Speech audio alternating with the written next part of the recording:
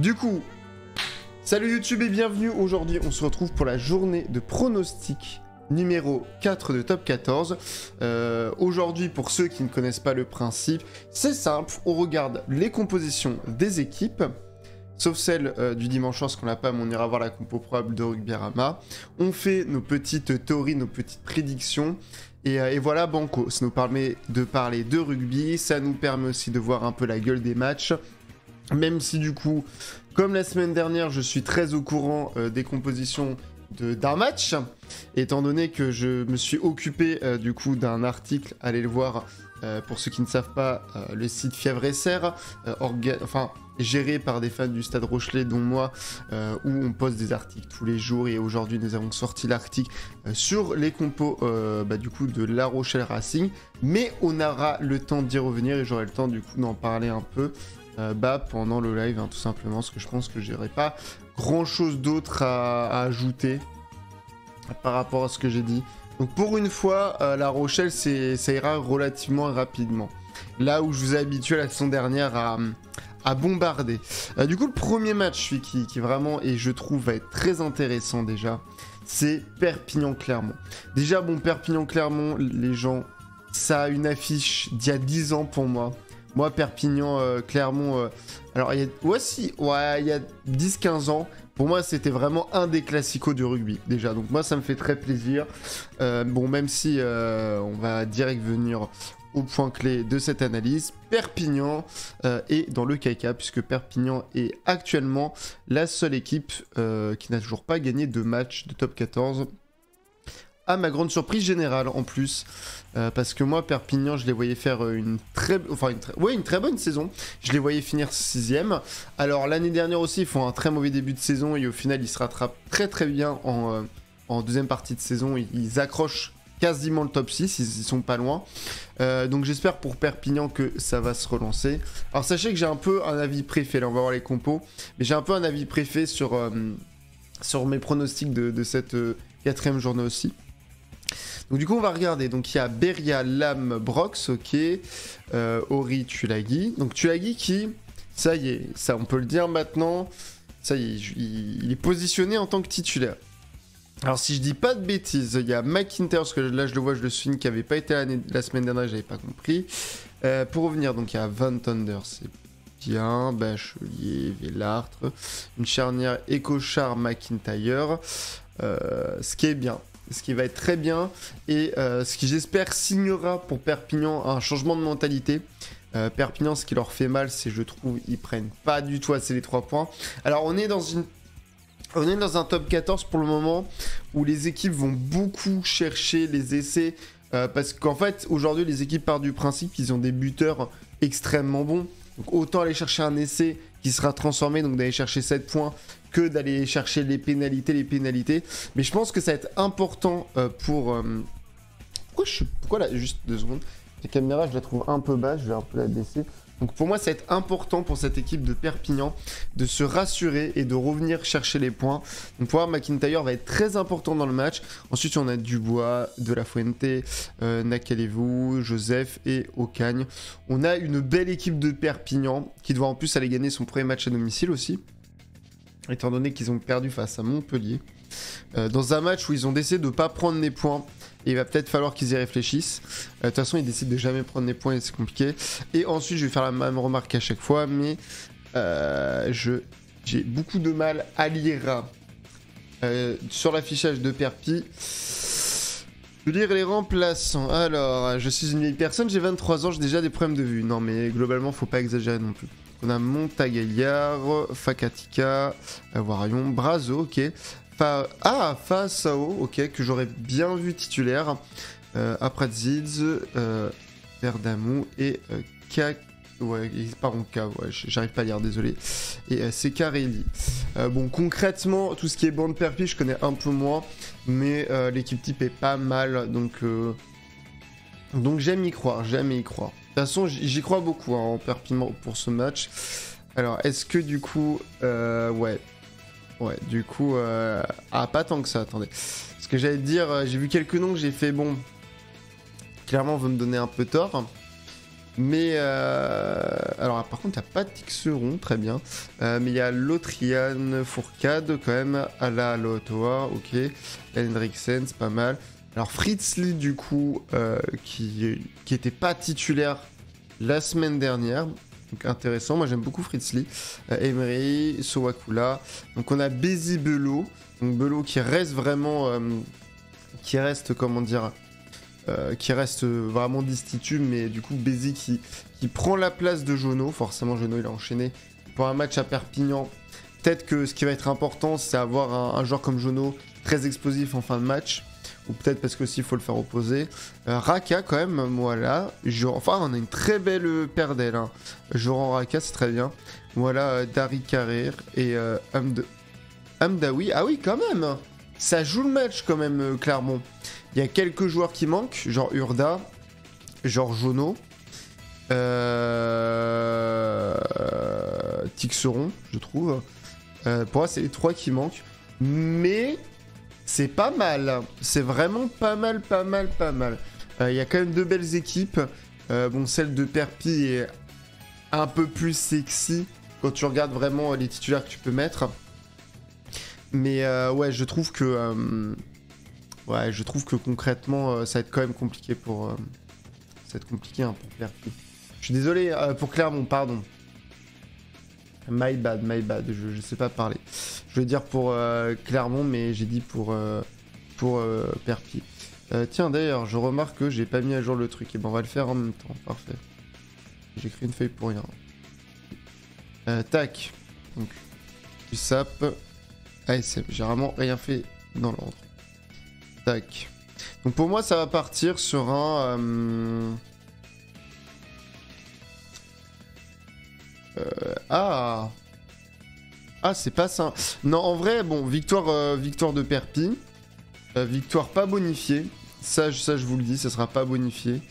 Pas que je crois pas en Perpi, mais il faut qu'ils se relancent les Perpignaniers, pardon. Et franchement, je crois pas en eux. Après mettre 4-1, je vais quand même mettre 4-1 parce que Clermont, même si je trouve pas qu'il... Je trouve que Clermont c'est quand même assez faible à l'extérieur pour ce début de saison, bien sûr. 4-0. En vrai, je te rejoins dans le sens où pour moi ça va être soit 4-1, soit 4-0. Mais même si je trouve que Clermont est faible à l'extérieur, je pense que Perpignan vont devoir déjà se rassurer. Va falloir vraiment qu'ils prennent les points. Alors je doute très fortement qu'ils le fassent. Parce que Perpignan est une équipe qui peut être très bête quand elle joue. Mais je pense que ça va être un match assez serré. Et même si je pense qu'on aura plus une rentrée des joueurs pour peut-être aller chercher dans une rentrée où du côté de Clermont où Perpignan dominera, je pense que rien que la rentrée d'un joueur comme Jono, ça peut permettre d'aller chercher un point. Et je trouve que Clermont est très intéressant, assez surprenamment cette saison. Parce que attendez. Parce que Clermont, bon, même si c'est une tollée à... Enfin, une tollée, ouais, quand même 33-20, tu prends 13 points au Racing, même si on reproche plus au Racing d'être moins dans le mood, je trouve quand même que c'est pas mal. Et 39-7 face à Pau, 26-10 face à Bayonne, pour moi c'est des scores qui sont très propres. L'équipe de Clermont est surprenamment pas si mauvaise que ça. Donc moi j'aime à dire qu'effectivement il peut aller... Alors que Clermont gagne, non. Mais ce que je veux dire, c'est que je pense qu'il y a un truc à aller jouer du côté de l'Auvergne. Et je pense que l'Auvergne va aller faire un petit coup. Voilà. C'est ce que je pense. Donc du coup, je mettrai 4-0, tout simplement. Voilà. Ensuite, je change l'habillage en même temps. Tac, tac, tac. Ensuite, on va passer à un match très important pour moi. Et je pensais pas... Ah bah si pour le coup, lui, en début de saison, je me serais attendu à le dire. Puisqu'on va voir Bayonne, c'est actualisé, Bayonne qui va recevoir le MHR. Et là, on est sur un match qui pour moi est très intéressant. Parce que le truc avec Bayonne, c'est qu'on le sait, Bayonne, c'est une équipe qui est plutôt propre. Mais Bayonne, au vu de ce qui se passe actuellement, risque pas d'aller jouer le top 6, je pense, cette saison. Par contre, Bayonne, c'est une équipe qui galère à domicile. Et ça faut qu'on en parle. On va aller chercher les compos du coup. Aviron, Bayonnais. Tac, voilà. Et on va aller chercher le MAHR. Tac, voilà. Donc, oui, c'est vrai, ils font plus de vidéos, et tant mieux, hein, parce que ça nous faisait chier. Ah oui, eux, ils ont leur DA comme ça. Donc, ouais, bon. Ce que je vois, je suis pas étonné pour le moment. Mais pour remettre dans le contexte, Bayonne, bah attendez, je vais vous montrer à l'écran, ce sera plus simple. Bayonne à domicile, c'est 21-19 face à Perpy. C'est un gros 51-29 dans la gueule, il y a un gros 26-10 à Clermont. Donc c'est une équipe qui à l'extérieur pour le moment n'y est pas. Et à domicile comme premier match à peiner face à une équipe de Perpignan qui en plus est pas dedans. Sachant que Montpellier pour le moment ne gagne pas à domicile. Alors le Stade Toulousain c'était un peu prévisible. Le Loup je m'y attendais pas du tout. Parce que je voyais pas le Loup faire une bonne saison. Attention, il n'y a eu que 3 journées à voir. Mais du coup, peut-être qu'ils peuvent aller faire un coup à Bayonne. Et ça c'est très important. Ça c'est très important à notifier. Voilà. Donc maintenant on va aller voir les compos. Donc on a Facunda Bosch. T'as fou. Tu streams du Zelda après. Oui, et je l'ai cumulé.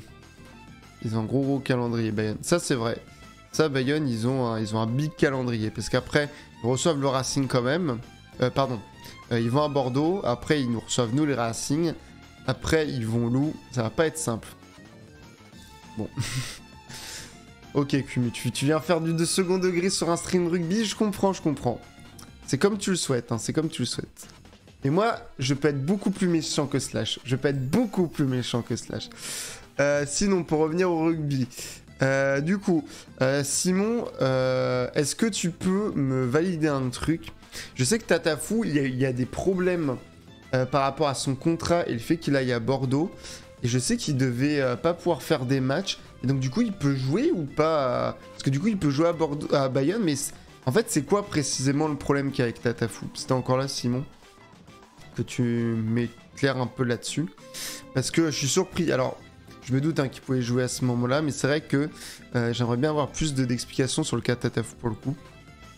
Sinon, pour revenir à la deuxième ligne, du coup, Ituria et Moon, ok, c'est compliqué. Ah bah bon.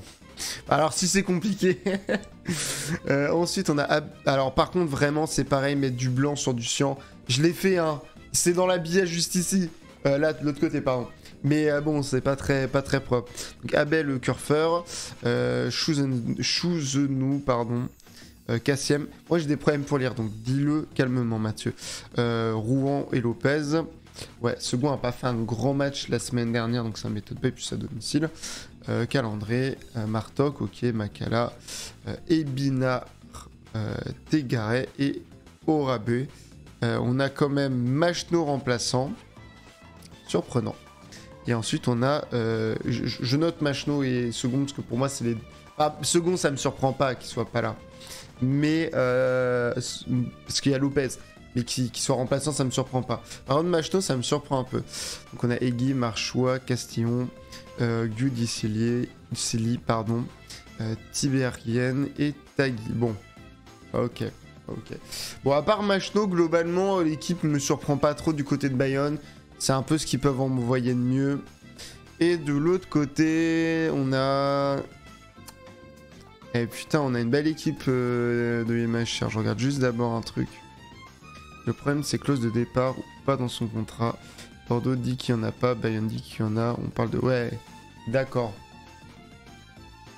Ok, merci du coup pour l'info, ok. Donc, ouais, donc, ok, donc en gros, le truc, c'est que... c'est qu'en fait Bayonne veut prendre 500 000 boulasses quoi. Ah je comprends. Okay. Merci du coup Guéro pour l'indication. Du côté du MHR on a qui? On a Erdosio, ok. On a Carcadz. Mais putain mais vraiment mais j'ai des problèmes de vision. C'est très grave. Je vais plutôt regarder le faciès hein, pour reconnaître. Japarids. Bon. C'est solide. Ah oui, oui d'ailleurs. Ça, j'avais fait la remarque pour les actes, mais je remarque que, du coup, pour le nom des joueurs, mais il y a aussi les noms qui sont en chiffres romains, du coup. Voilà, c'est juste, j'aime bien parler de la DA et de la communication des clubs. Ensuite, on a Verage, Dubuis, Je regarde juste un truc. Il est pas là, ok. Ok. Peut-être qu'il est blessé, j'ai pas suivi. Merde, le petit blondinet, j'ai oublié son nom. Bon, bref, vous voyez de qui je veux parler. Ça me surprend qu'il soit pas là pour le coup. Camara, d'ailleurs, comme Paul Willemse qui se retrouve remplaçant. Je pensais qu'il l'aurait mis direct dessus. Donc Camara, Nouchi qui enchaîne hein, pour le coup. Nouchi, après je dis ça, bon, je connais la compo d'une autre équipe.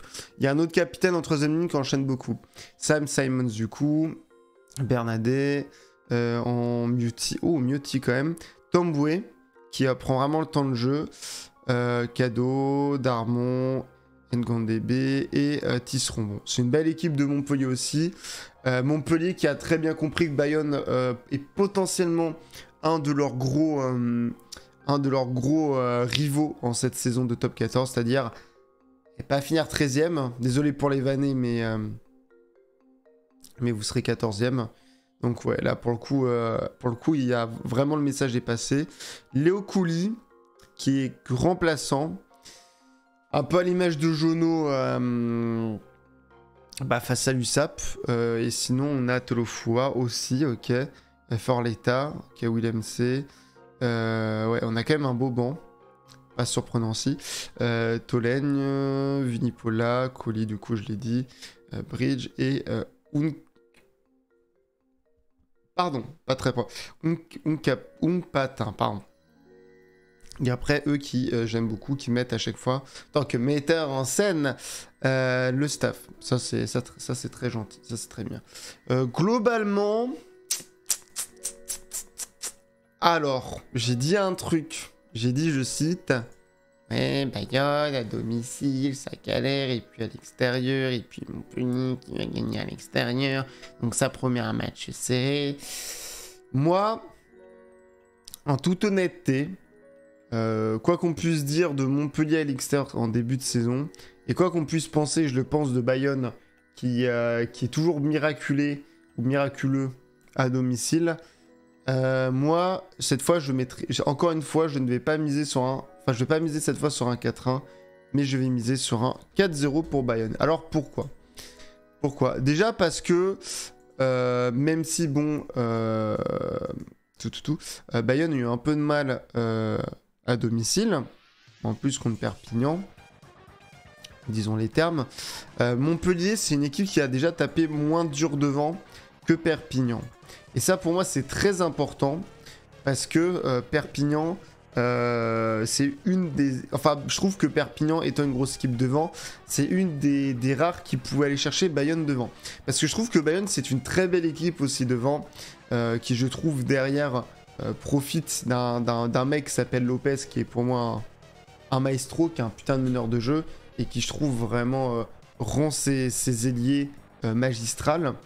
Mais je trouve que Bayonne c'est surtout une équipe devant, et Montpellier étant un peu plus faible que Perpignan, même si je trouve que Montpellier est plutôt intéressant devant, je pense que concrètement Bayonne va vraiment prendre le match tranquillement devant.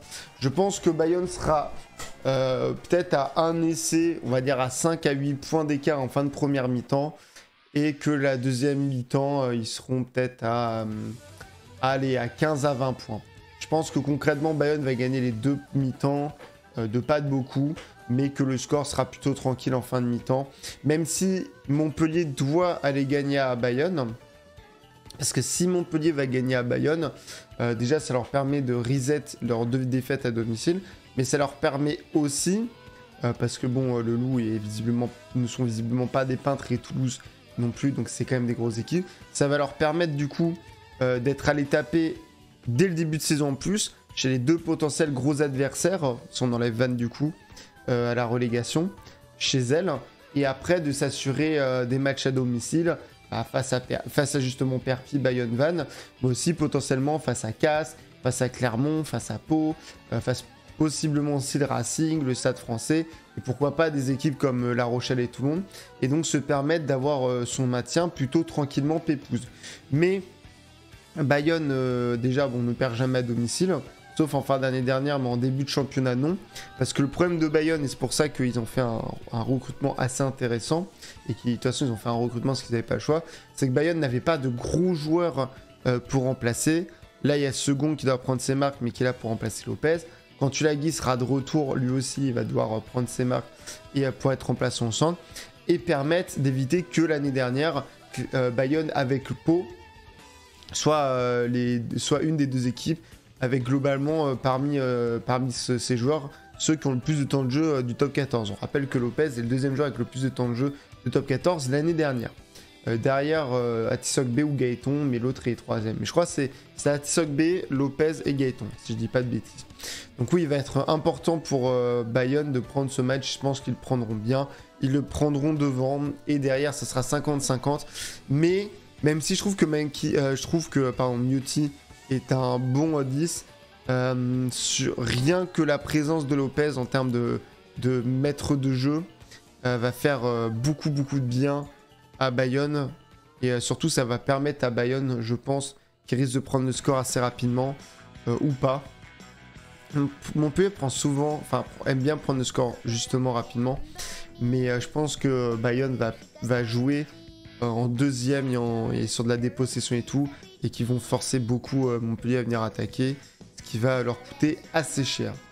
Voilà, donc ça c'est mon petit promo 4-0 pour Bayonne contre Montpellier. Et là les amis, je vous le dis, je vous le crie. J'ai pas fait le design des autres trucs, donc je vais vous le faire en direct. Donc le prochain match sera Lucas, je vous le dis. Donc vous, si vous avez vos pronos, dites-les moi le temps que je fasse les modifs. Voilà. Est-ce que vous voyez Montpellier aller faire le... comment dit-on? Pas le braquage, parce que c'est pas non plus une équipe comme Toulouse ou autre. Et puis ils envoient une belle équipe quand même. Mais est-ce que vous voyez cette équipe de Montpellier l'emporter? Je sais qu'il y a quelqu'un qui est dans ce chat ou qui est de Montpellier. Qui voilà. Donc est-ce que ça te fait encore chier que je mette Montpellier perdre? Sachant que je te le dis, hein, et j'avais raison hein, pour le coup. Je l'ai dit, je ne vise personne qui commence en A et qui finit en cumul. Mais je te l'avais dit la semaine dernière que Montpellier perdra à domicile contre Toulouse, ça s'est produit. Bon, après, est-ce que c'était vraiment surprenant, étant donné qu'on parle quand même d'un Toulouse qui envoyait, par rapport à ce qu'aiment dire certains, moi, l'équipe A-, vraiment, et pas B+, hein, parce que je suis désolé, mais foutre Ramos 110, foutre ton numéro 13 Titu, foutre un de tes gros centres, foutre une paire avec Lebel et Capuzzo, foutre Kinghorn au centre, mettre Saito et Ramos, avoir Netty, avoir Meafou, avoir Arnold, avoir Willis, quand même, bon, c'était pas trop une surprise. Mais ouais, du coup, Montpellier, même s'ils ont vraiment fort moyen d'aller chercher un 4-1, je pense que ça ne se fera pas. Et donc, du coup, on va passer au troisième match. On va passer au Loup, qui fait un début de saison tout en plein de surprises. Loup Rugby, il m'emmerde. Ouais, putain, le Loup, là, un peu d'effort. Loup Rugby. C'est le Loup Rugby, pardon. Allez, là, alors, compo. Tac, le Loup Rugby qui va du coup recevoir Castres. Et là, Castres va falloir faire très attention. Parce que Castres... Tac, on va revenir du coup à la page. Castres qui, effectivement, a perdu de 2 petits points à Toulon. Alors, Toulon qui fait pas un début de saison très sexy. Alors, carrément pas, hein, qui est pas très intéressant à voir, mais qui gagne. Hein, Toulon qui a quand même gagné 2 de ses 3 matchs, dont un match à l'extérieur, ce qui est une très belle perf, surtout Stade Français. On rappelle la saison dernière, un Stade Français 2e, et qui perd de très peu en demi-finale contre Bordeaux. Donc c'est une très bonne situation pour eux. Mais voilà, Castres qui gagne 31-28 au Racing, qui perd à Toulon 30-28, et qui gagne 27-12 à Perpignan. Autant dire que Castres ne gagne pas d'énormément de points, même si ils ont pris le BO ici. Après 15 points, non, c'est beaucoup. Castres qui, voilà, valide quand c'est une équipe faible à domicile et qui est très dangereux à l'extérieur, mais qui peut aussi se faire surprendre à domicile. Mais voilà, Castres qui, quand il va jouer une équipe forte, fait des matchs globalement plutôt intéressants à voir. Voilà. C'est le postulat de base que je mettrais et qui fait que on verra la gueule des équipes, mais il y a très peu de chances pour que je mette 5-0 pour le Loup. Alors, il y en a un qui est puni de ce que je vois. Il y en a un qui est puni. Donc nous, du coup, nous avons Tao, Marchand, Hensley. Attendez, je remets le chat. Très belle première ligne. Béguière, très bien. Crétin, Jvan, pardon, Giradz, Bota.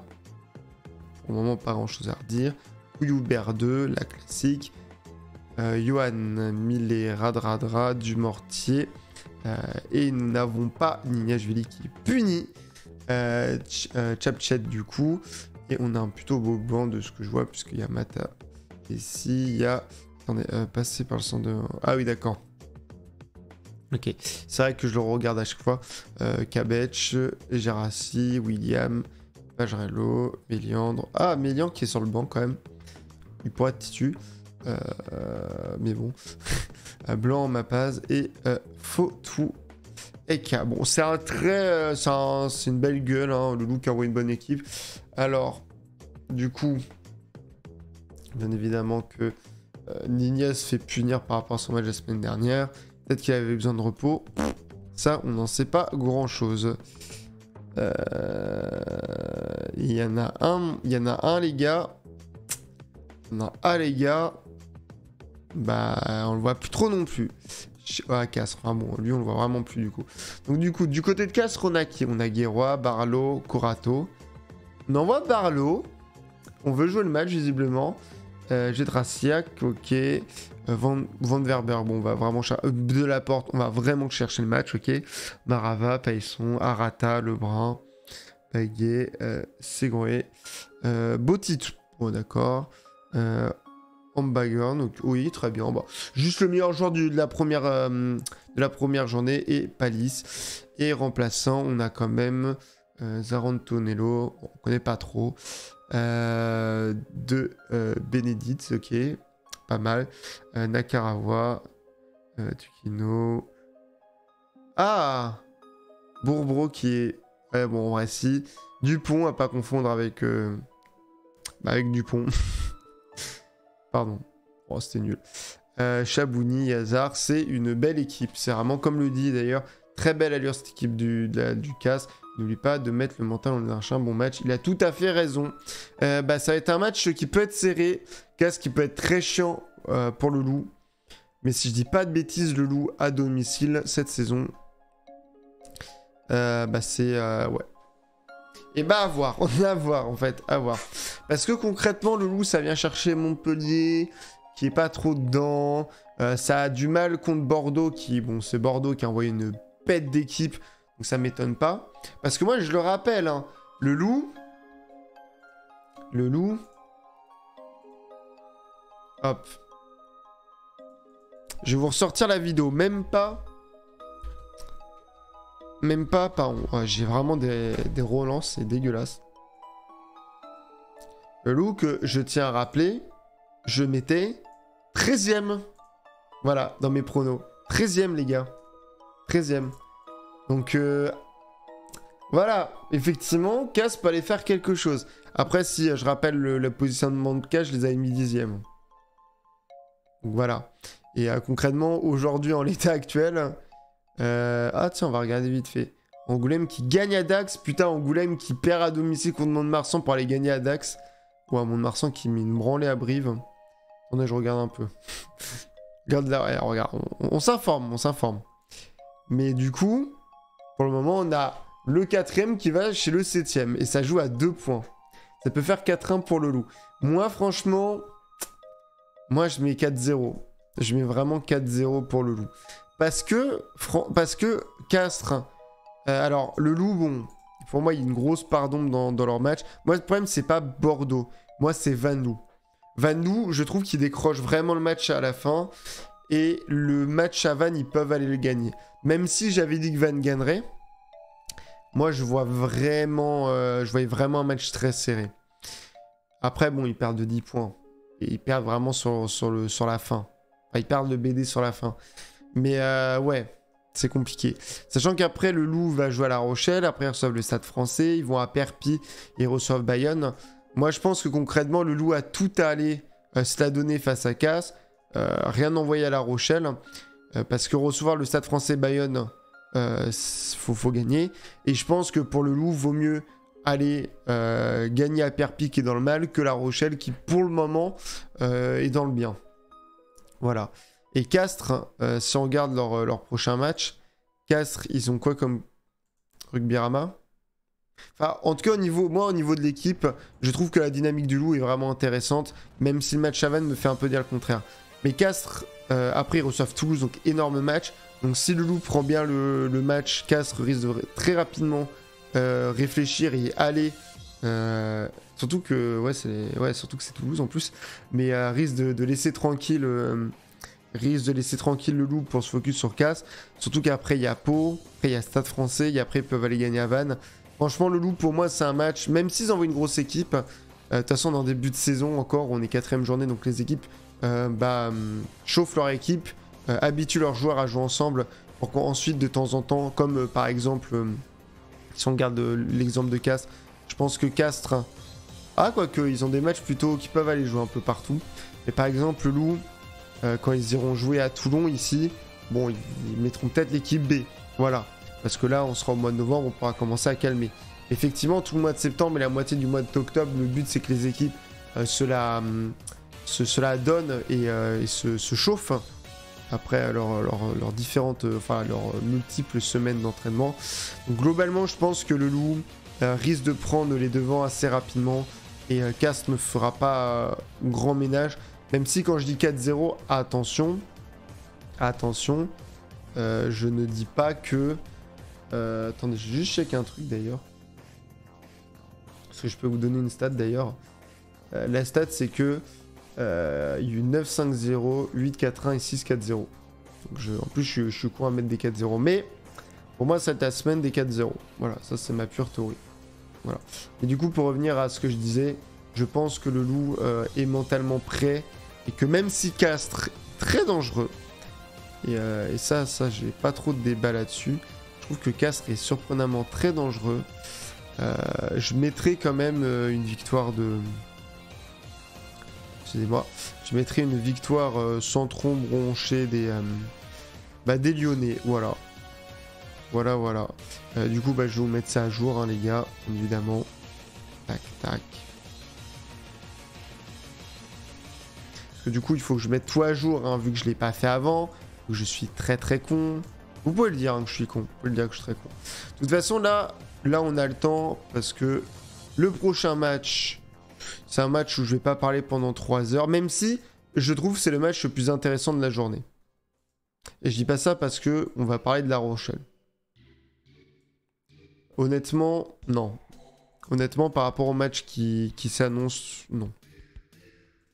Donc du coup, je vous spoil un peu le prochain match. Mais comme ça, au moins, ça me permet de commencer à en discuter pendant que je prépare l'habillage. Donc nous avons le Racing 92, toujours pas la U Arena, et ça va avoir ça va être très important, qui du coup reçoit le club de cœur, le Stade Rochelet, dans un match où je connais pour le coup les compos. Et avant de vous les montrer, je peux déjà vous le spoiler. On va avoir un très beau match, je pense, dans le sens compo. Pas simple de parler en français aujourd'hui. Mais par contre, et c'est ce que je dis dans mon débrief, je pense qu'on n'aura pas un match très beau à voir par contre. Parce que, comme je vais vous le montrer, tac, dans très exactement 10 secondes, attention, changement de... Et voilà. Parfait.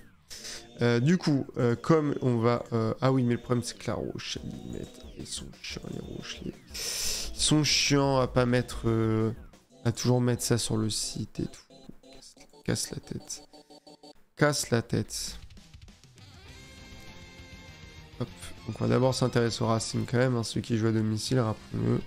Donc le Racing contre la Rochelle. Racing envoie du coup Gogi Jashvili. Et d'ailleurs, il n'y en a pas qu'un. Voilà, même si c'est pas exactement le même nom. Voilà, on a deux Géorgiens. On a Kouli, on a Laklaya, on a Kapoku, on a Roland, on a Woki, on a Diallo, on a Dayi Mani. On a une très très belle charnière. Quoique, il y en a un qui, comme je dis hein, dans l'article, qui est pas titulaire incontesté. On a le Garek et Farrell qui fait pas mal débattre, surtout la semaine dernière. On a Rundel, on a James, Fiku et Tuisova. Et on a Max Spring. Sova qui joue toujours à l'aile. Petite stratégie, les gars.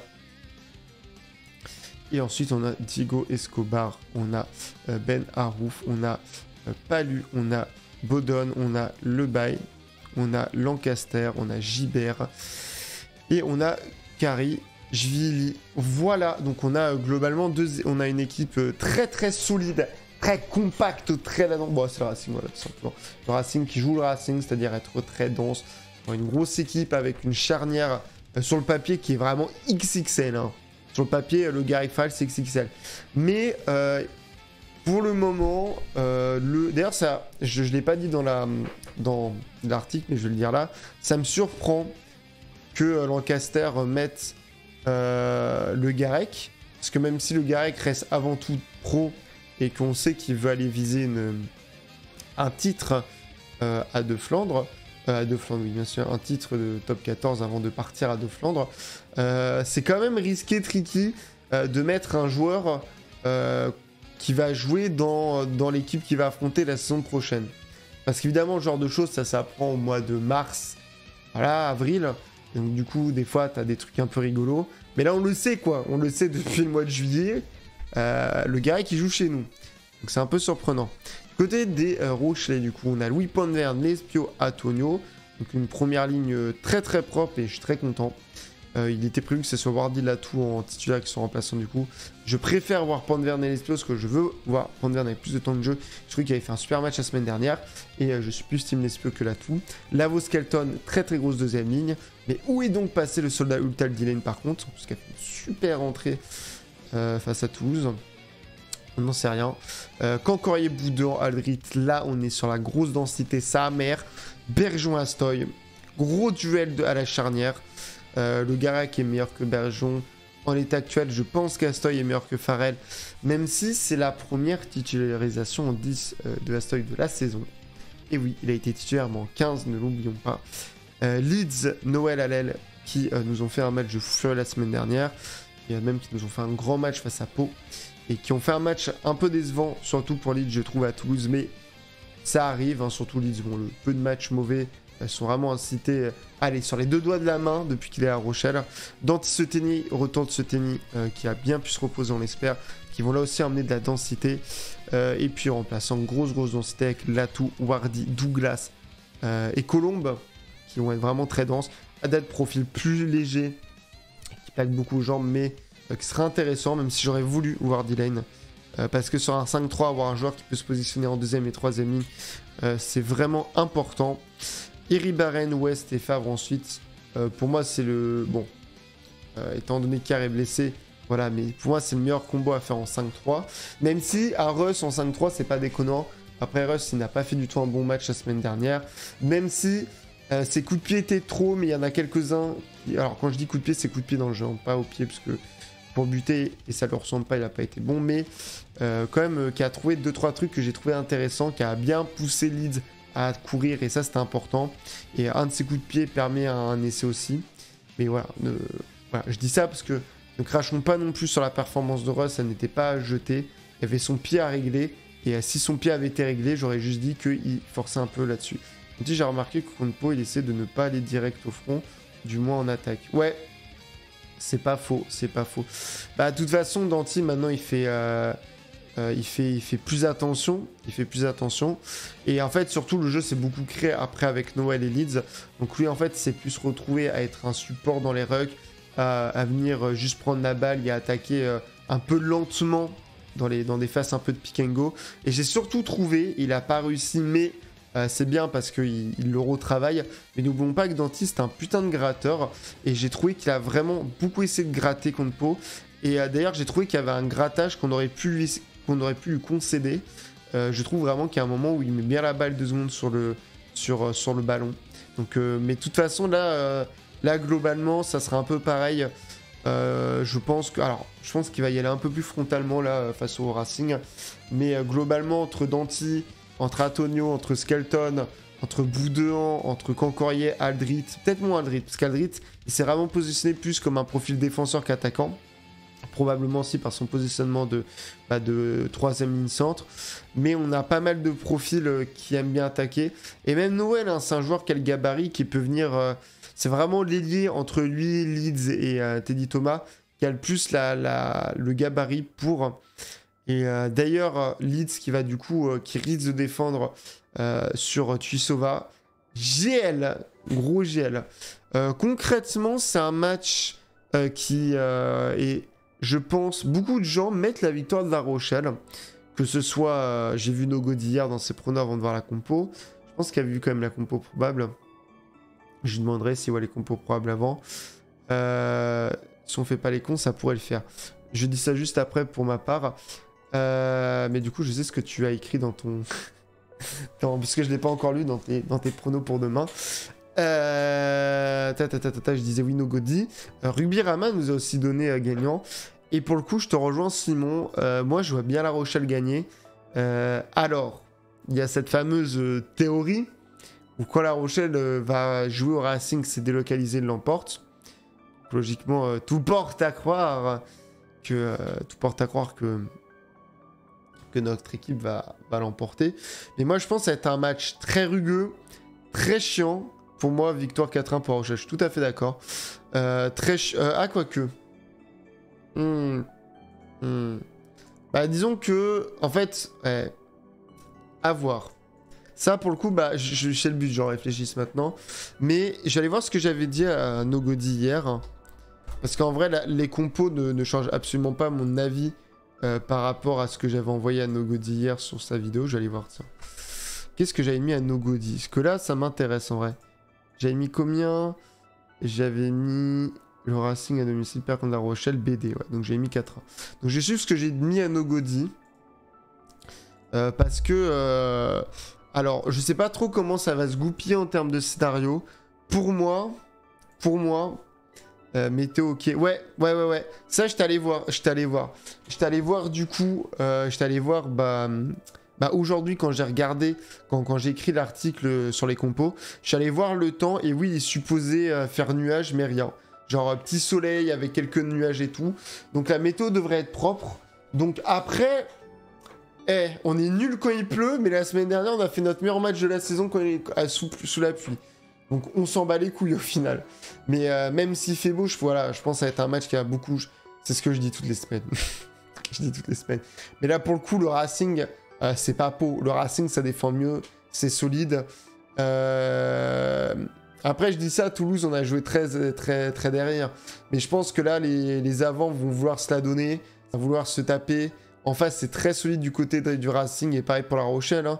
Donc je pense que l'ego devant va prendre le pas. Et je pense que il y aura beaucoup... En fait, ça va être un jeu très complet, mais très porté sur la densité, quoi. Je vois pas La Rochelle... je vois La Rochelle qui vont quand même essayer de faire des longues passes, des envolées, comme avec le Racing, parce que c'est ce qu'aime bien faire le Garec. Mais je pense que globalement, ça va être du tampon, devant, derrière. Ça va être un match qui va beaucoup jouer sur le physique des deux côtés. Je pense que concrètement, ça va pas être un très beau match de rugby. Là où, Pau, je voyais quand même un match intéressant, tu vois. Même s'il y avait eu la pluie, donc après que j'ai fait les pronos en live, j'étais en mode, ça va être peut-être un peu plus compliqué. Je voyais quand même un match qui joue devant, mais que ça laissait de jouer derrière. On connaît Pau qui aime bien faire des bonnes combinaisons et tout. Là, vraiment, je vois un match très rugueux où va falloir vraiment être content de voir des très belles passes, des très belles actions collectives bien préparées derrière et tout. Mais concrètement, surtout que là, La Rochelle, on ne pourra pas dire parce que il manque Bourga. Il est blessé et j'en ai pas parlé, mais bon rétablissement lui, beaucoup de jeux au pied de la part des Rochelais de Marie Cassoïde. Je suis tout à fait d'accord. J'allais y venir. En fait, de toute façon, t'as lu mon article, donc tu le sais. Vous savez ce que j'en pense de toute façon, vous dans le chat. Par contre, des gens sur YouTube ne le savent pas. Mais oui, je pense qu'il va y avoir beaucoup de jeux très rigides, très denses. Et en même temps, je pense que les équipes avec Farrell, avec Spring, avec Julien et avec Astoy, ça va beaucoup taper au pied, ça va beaucoup faire de la dépossession. La stratégie, ça va être de défendre demain. La stratégie, ça va être d'essayer de prendre les points rapidement, de défendre, de faire jouer, de fatiguer l'équipe adverse et de jouer sur les 80 minutes. Et en vrai de vrai, même si je comprends pas, parce que y a la date sur le banc, Je comprends pourquoi Dylan n'est pas là, pourquoi il préfère mettre Douglas. Peut-être qu'après, il y a des trucs avec Dylan, il y a peut-être des trucs en amont qu'on ne sait pas. Mais le banc du Stade Rochelais est à l'image du match, vraiment rentré dans le lard. Voilà. Donc je mets 4-1, tout comme toi Simon pour La Rochelle. Voilà. Je te rejoins sur le coup. Ah oui, moi vu que je suis très con dans l'habillage des scores vertiques, vous verrez à la fin du coup, quand on sera en facecam et qu'on fera le récapitulatif. Moi j'ai mis La Rochelle, du coup... j'ai mis La Rochelle Racing et pas Racing La Rochelle. Je suis très très con. Très très con. Tac. Voilà. Voilà. Ensuite du coup, je vous laisse si vous voulez débriefer 2-3 trucs vite fait sur le match. Mais du coup, moi je vais rentrer. On y va clairement pour la bagarre. Bah oui, on a raison. Parce qu'on est vraiment dans une bonne forme, on est dans une bonne dynamique. Donc on a vraiment raison d'y aller avec la bagarre. Vraiment, et je suis très content de voir ça. Parce que La Rochelle qui fait la bagarre. Alors oui, on aime retrouver là cette équipe de La Rochelle qui fait un jeu très propre. Ça, je suis tout à fait d'accord. Mais à La Rochelle, c'est construit ces dernières années sur la bagarre. Et si on peut aller chercher le Racing, une équipe qui se défend très bien devant, aller chercher à domicile, chose qu'on n'arrive jamais à faire, et bah je serais très content. Effectivement, je serais très content de voir ça. Parce que La Rochelle, la bagarre, tout ça, on s'amuse. Mais La Rochelle, à un moment... voilà, ce que je veux dire, c'est complètement... On est très content de voir La Rochelle créer quelque chose. Mais ça me dérange pas de voir pendant des matchs jouer physiquement aussi. Parce que concrètement, Toulouse, c'est une équipe, c'est trop beau, il y a du jeu derrière. Toulouse, quand il a fallu nous battre chez eux, ils ont pas réfléchi. Ils ont dit, bah écoutez les gars, nous on va pas réfléchir, on va faire la grosse bagarre devant. Et ça aura plutôt réussi. Donc j'espère que le mot d'ordre ça sera ça. Après si demain on bat le Racing principalement en faisant un beau jeu derrière, je serai plus content parce qu'à voir ça sera plus joli. Mais pour moi c'est vraiment 50-50 sur le papier, mais en toute objectivité avantage La Rochelle. Bah je suis un peu d'accord. En fait pour moi ce qui fait pencher la balance, c'est que en termes de dynamique, le Racing n'y est pas. Alors que la seule défaite actuellement de La Rochelle, en vrai c'est une défaite qui compte Toulouse déjà. Donc ce qui n'est pas juste une victoire qui importe la manière bien. Ah je suis tout à fait d'accord. Mais en vrai si La Rochelle gagne en faisant un très beau jeu derrière, j'ai commencé à me dire... Ouais.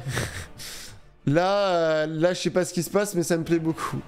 Ça va jouer sur la discipline Rochelle, c'est le plus... Je suis tout à fait d'accord aussi. C'est ce qui nous a manqué à Toulouse. Mais pour le coup, le Racing, c'est pas non plus... mais le Racing, c'est pas du tout Toulouse. Et je pense qu'ils nous feront moins chier sur les pénalités. Parce que Racing, même si voilà, ils font un bon match à Castres, contre Clermont, je trouve c'est pas assez maîtrisé. Et bon, après, Bordeaux est trop fort. Mais Racing, entre les choix du staff, et je trouve que le jeu a un peu du mal à se faire et qu'il y a que 2-3 joueurs à l'image de Fécou, à l'image de Le Garec et de Woki, parce que je suis un peu pom-pom girl de Woki. Je trouve que le Racing c'est pas encore très propre. Alors peut-être qu'ils vont se réveiller là, mais La Rochelle, je trouve mentalement et dans le jeu bien plus présent actuellement que les Racing Men. Ensuite, bon là vous allez pas me, je pense que vous serez d'accord avec moi. On va aller très très vite sur la prochaine affiche. RCT qui reçoit Vannes, parfait. Alors.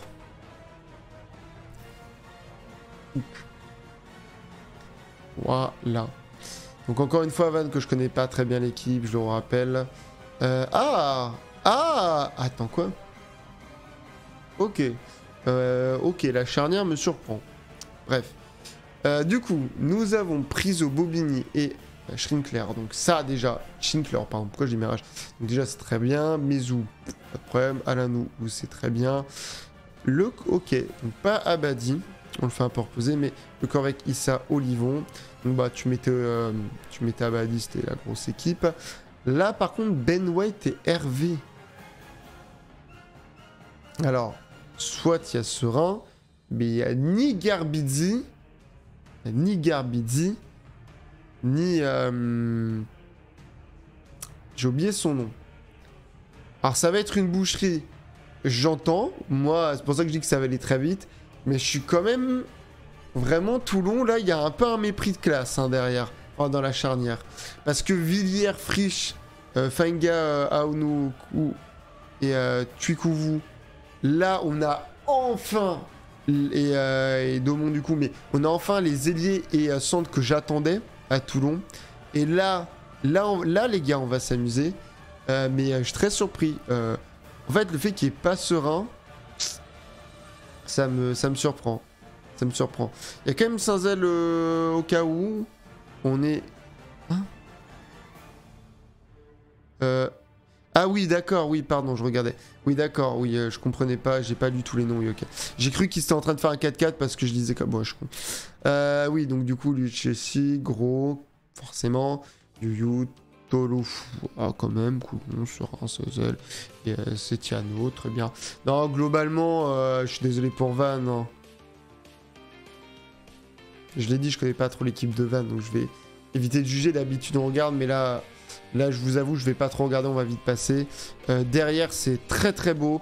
En fait, juste Toulon, il n'y a pas la charnière habituelle. Mais sinon, je suis d'accord avec toi, Simon, c'est une boucherie. Et je pense que ça sera peut-être d'ailleurs mon seul 5-0 de la... Ah non, non. Non, c'est pas mon seul 5-0. Pas mon seul 5-0. Après avoir. Encore une fois, avoir selon les compos. Bon voilà, globalement, Toulon. Putain, j'ai vraiment des relents, je suis désolé. Globalement, Toulon, c'est aller vite. Vous comprenez. Enfin, Toulon... Toulon Van. Bah, en fait, pour un peu expliquer, pendant que je suis en train de préparer le prochain match, c'est juste que qu'on soit honnête 2 secondes. Toulon, il n'y a aucun monde, et je dis bien il n'y a aucun monde, où déjà Toulon perd contre Van. Van, ils ont enchaîné 3 gros matchs, donc 2 à domicile, un contre Toulouse, un contre le Loup quand même, qui était pas facile. À l'extérieur, ils se sont fait bouffer, rien d'étonnant là-dessus non plus. Mais grosso modo, voilà, Van, l'équipe type, et même ils ont fait beaucoup de changements, attention, la semaine dernière contre le Loup, mais globalement, ils ont enchaîné pas mal de gros matchs. Toulon, je trouve, gère bien son coaching pour le moment. Visiblement, Frisch a beaucoup plu, je suis d'accord. Rugby Rama a dit que c'était pas, qu'il était pas du tout parmi les meilleurs, mais moi je trouve que ça a été un des joueurs les plus intéressants à voir. Même s'il a fait beaucoup de bourdes, hein, quand même, il a fait beaucoup de choix très bizarres. Grosso modo, là, ce qui a été envoyé par Toulon, c'est injouable. C'est injouable. C'est injouable. Bon, du coup, ça y est. On va venir au match du samedi soir. El Famoso match du samedi soir. Alors, nous avons Pau qui reçoit le Stade Français. Alors là, par contre, je pense qu'il y a des gens qui doivent se dire quand même que ça va être un beau match, qui va avoir du suspense. Moi, premier degré, je n'y crois absolument pas. Alors, du coup, on va regarder la loi. J'ai mis un cul. Oui, j'ai rigolo au cul. Ouais, je vous le concède. Ouais. Et Paris. Non, faut que je mette Stade Français. Alors. Tac. Et tac. Donc, regardons ça. Donc, on a Bibi. Bizinou. On a Delhomme, ok. Delhommel, pardon. Williams, ok. Retour de Jolmes et Piquet qui a été... Bon, pas Piquet qui n'avait pas été mis au repos. Zuger, Korgaz, Krenos, ok. Simons, qui a pas fait une énorme rentrée la semaine dernière. Bobagna, Luc, Madog, Gaëtan Sgbé, Manu. Donc pour le coup, on a vraiment la charnière et les 3 quarts de base. Alors Madog, attention, hein, Madog, faut qu'il fasse un meilleur match qu'à la semaine dernière. On a Ruffenach, on a... oui, pas Diods. Je connais pas tous les joueurs de Pau. On va pas faire genre. On a Tagui Valu, on a Poku, on a Robson que moi j'aime pas, Desperez, on a Decron et on a Zabala Arieta. Ok. Bon, globalement, Pau c'est la grosse équipe, pas grand chose à dire. Par contre, moi ce qui m'intéresse c'est le Stade Français. Et bah du coup, alors on a Allo Emile, ok. On a Casse-Tête, on a Peyret. Blanc, je suis désolé, il y a des noms, j'ai galère, moi je prends avec des noms. Azago et Vandermerch quand même. Chapuis, Tanga, Huguet. Putain, on a une belle 3ème ligne quand même. Weber, Henry. D'accord. Ezeala, ok. Dakuwada, ok. Ward quand même, Marchand. Et Jonas. Ok. D'accord. On a Maid, Kofi, Gabriel quand même. Briette quand même. Guimbert, Léo Barré quand même. Et tiens quand même. Gomez, Codella quand même. Ouais, le Stade français a envie d'y croire. Le Stade français a envie d'y croire. Alors c'est le match du samedi, donc tu veux pas... Voilà. Comme dit Keba Bino, ça c'est une équipe pour gagner à Pau. Après, à voir. Ouais, bah ça me fait un peu réfléchir au match. Parce que je pensais que le Stade français allait envoyer quelques gros joueurs. Hein. Je voyais Tanga par exemple. Mais je voyais pas un banc aussi solide. Et moi, je vous l'accorde, je mettais plutôt 5-0 pour Pau. Je mettais plutôt 5-0 pour Pau. Alors, l'équipe de Pau est très belle. Et le Stade français, défensivement, galère un peu cette saison. Donc, ça pourrait être une pluie d'essai. Parce que si on revient... Ah, c'est terrible, on n'a même pas regardé le palmarès de Vanitoun. Mais si on revient, Stade français, ça... Alors, ça perd 10-14 contre Toulon, c'est sûr. Mais Stade français, c'est quand même... Ouais, 34-21, 46-26. Ouais. À part la semaine dernière, Stade français, c'est l'équipe qui galère dans la défense cette année. Après, t'as à fond de Bordeaux. Bon, après, Vannes, c'est intolérable. Vannes, c'est vraiment intolérable. Et par contre, Pau, eux, c'est pas mieux. Hein. Eux, c'est vraiment pas mieux. Hein. Ça prend 29 points à domicile. Après, ça en fout 51. Ça en prend 7, 39 et 49 à l'extérieur. Compliqué. Oh putain, si Pau joue le match contre Perpignan, ils sont fous, hein, par contre. Je viens de voir. Ou sinon, ils jouent Pau, ils jouent pas Bordeaux. Mais putain, enchaîner Castres et Stade Toulousain. Ouh putain, ça va pas être des matchs faciles à domicile. Franchement, Pau, ils ont tout à gagner. Pau, franchement, je le dis, je le crie. Pau, ils vont gagner avec le BO. Voilà. J'insiste sur ma tech, c'est un gros risque que je prends. Mais je vois Pau gagner 5-0. Voilà. Parce que Pau, ils sont hyper bons offensivement cette saison. Si on va voir les statistiques. Classement. Attends, on va plutôt stat équipe. Ah, et Pau n'est que 7ème meilleure attaque. Bon.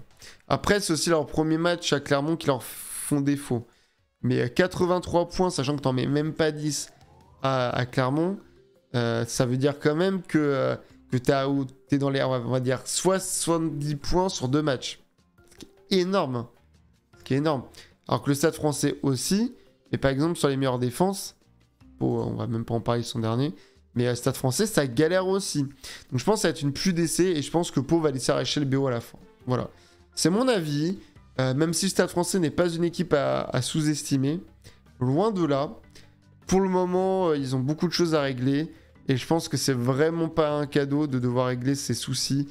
D'aller régler ses soucis de... Comment ça s'appelle Tac. Merde, je fais des bêtises. Je pense que c'est vraiment pas un cadeau d'aller régler ses soucis à Pau, qui est une des équipes les plus dangereuses en attaque. Ensuite... Attendez, du coup... Je prépare la page. Et je prépare aussi d'abord la page de Rugbyrama.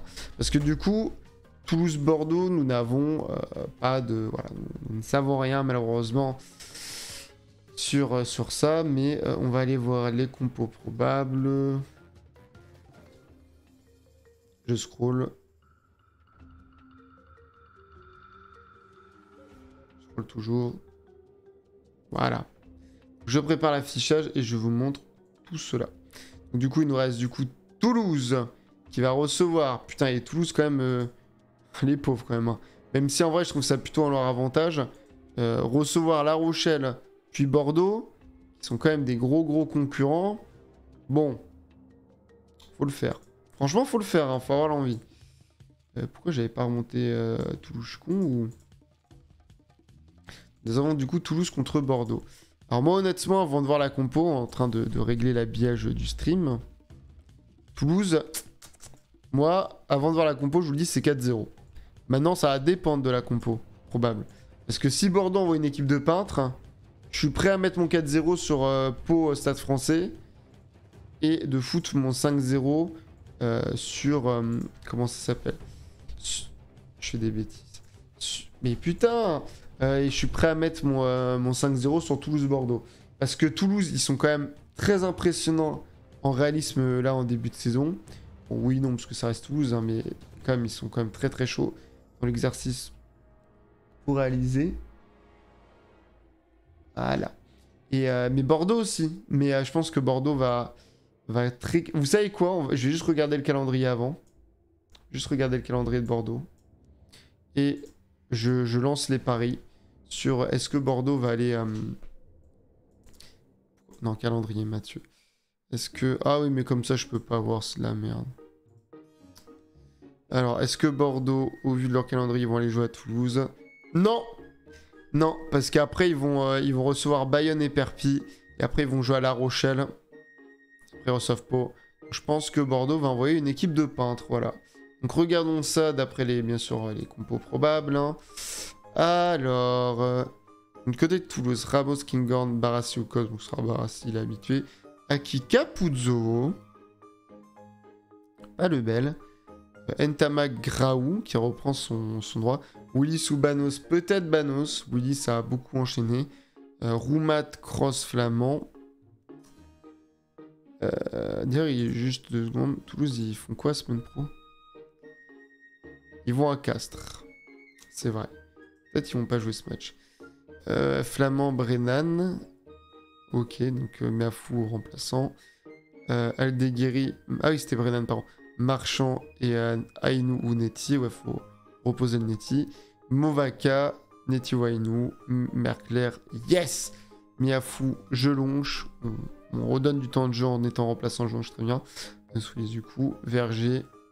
Ah, c'est peut-être aussi Verger, ok. Saito, ok, bon, il délivre, Coste. Ou Barazi, bon, c'est le bordel. Du côté de... Ouais, ok, j'avais vu Biel, bon, ok. Bon, bah, du côté de Bordeaux, Boniface ou Perchaud. Ouais, Perchaud serait intéressant. Latera, Sadi, Beauchaton, Ricard Ougré, Samu, Tatafou quand même. C'est bien, parce que Tatafou mérite d'avoir un petit match titu pour se remettre dedans. Du coup, les ours sera... Ah, il y a quand même Jalibert sur 10, bon. Lucu, je pense que les ours. Retia 11. Retia qui pourrait être un 9-11 extrêmement bon, mais on fait jeu 11, pourquoi pas. Ce sera Tapouay, Ransbourg, je ne sais, voilà, Urbetti 14, d'accord. Bielbiaré remplaçant, on a Lamotte quand même. Boniface ou Perchaud, Gréo Ricard, Diaby quand même. Maïtou, Les Gourdes, Garcia, Reber et Falatea. Bon les amis, UBB vient avec du lourd, victoire espérée.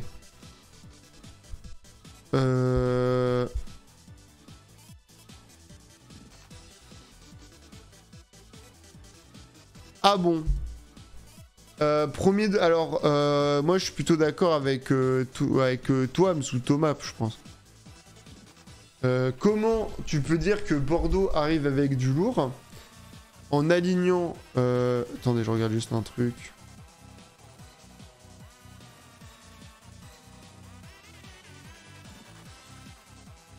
Attendez, je regarde juste un truc.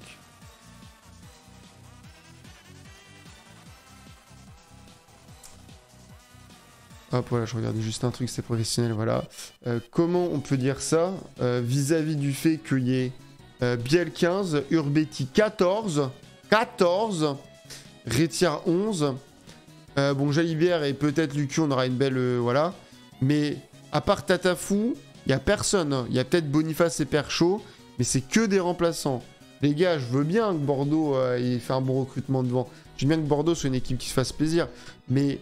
Il manque, comme l'a dit le mec, il manque Penaud, il manque... comment il s'appelle? Ah putain, il manque 2 porteurs. Moefana, c'est vraiment pas sûr qu'il soit présent. Lucu, c'est vraiment pas sûr qu'il soit présent non plus. Pardon, on verra demain. Mais moi, ça part en 5-0 l'équipe. Et donc du coup, je vais mettre 4-0 pour... Ah, quoique. Est-ce que je garde 4-0 pour PoSF? C'est un peu la question. Vous savez quoi, la dernière fois que j'ai voulu changer, je vais mettre PoSF 4-0 du coup. Je vais changer mon call là-dessus. Je change mon call là-dessus. Hop. Tu dégages, comme on dit. Hop. Tac. Et je mets le BO pour Toulouse. Voilà. Donc on va pouvoir faire un récapitulatif. Après c'est 1 heure je pense de blabla. 1h04. Ça a pris du temps mais j'ai plus parlé que prévu pour La Rochelle aussi. Donc on va pouvoir changer de scène. Tac. Sachez que rien n'est préparé pour le reste du stream après. Donc du coup, whoop. Donc on rappelle les scores. J'ai mis 4-1 pour Perpignan. J'ai mis 4-0 pour Bayonne contre Montpellier. Même si Montpellier envoie une grosse équipe. Le Loup, 4-0. Casse renvoie des trucs intéressants, mais le Loup est trop solide dans ce début de saison. Racing qui va perdre avec le BD contre La Rochelle à domicile. Bien évidemment. Toulon qui va l'emporter avec le BO, même si la charnière est plutôt surprenante, le reste de l'équipe est ma foi très très bonne. Hâte de voir les combinaisons entre Frisch et Gabin-Villiers d'ailleurs. Pau qui au final je leur donne juste la victoire contre le Stade Français. Je pense qu'il y aura du coup 2 essais d'avance mais pas plus. Et Toulouse qui va l'emporter avec le BO contre Bordeaux. Voilà, c'est grosso modo ce que je pense. Là où ça peut me surprendre, c'est peut-être Clermont-USAP ou Clermont où l'USAP peut gagner 4-0. Parce que l'USAP n'est pas très bon à domicile. Montpellier aussi qui peut aller chercher les BD à Bayonne. Loucastre, je pense pas. Racing de La Rochelle, bien évidemment que oui, hein, c'est très 50-50 comme l'a dit Simon. Toulon-Vannes, absolument pas. Pau, Stade Français. Pau peut aller gagner. Pau peut clairement avoir le BO. Et Toulouse-Bordeaux, si ce qui a été annoncé c'est le cas, je vois pas Toulouse ne pas gagner avec le BO. Voilà. Pour moi, les 4 matchs, voilà, c'est Perpignan-Clermont, Bayonne-Montpellier, Pau Stade Français par rapport aux points de bonus, et La Rochelle Racing où ça peut être très tendu, voilà. Sur ce, merci YouTube d'avoir regardé les pronos, j'espère que ça vous aura plu. YouTube, aujourd'hui, on va regarder Racing La Rochelle, ou peut-être demain. Logiquement, non, parce qu'après on stream du coup. Donc du coup, aujourd'hui, la VOD sortira, je pense, vers la matinée. Donc aujourd'hui, 6h30, on commentera Racing La Rochelle du coup. Donc viens, ça va être très cool, Et après, on matera vite fait à côté les autres scores et tout, voilà. Donc si ça t'intéresse, voilà. Et après, on fera rien de la semaine, puisque là, du coup, nous, YouTube, t'auras la VOD aussi le même jour.